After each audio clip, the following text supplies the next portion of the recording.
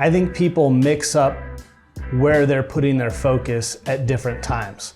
So usually someone starts out as an investor and they're just looking at what they think is going to be this pot of gold at the end of the rainbow. And that's the time when they should actually be thinking about all the things that can go wrong. Conversely, once the process has begun and maybe some of those trials and obstacles begin to amount, people tend to get myopic on what's so bad. That's the time to lift your eyes, remember why you started, and look back toward that positive goal. And so again, each thing has its place, but getting that mindset right, making sure that you understand that part of your hopefully being successful over time is really about where you're putting your focus at the right times. And usually that is something that's pretty counterintuitive to human nature.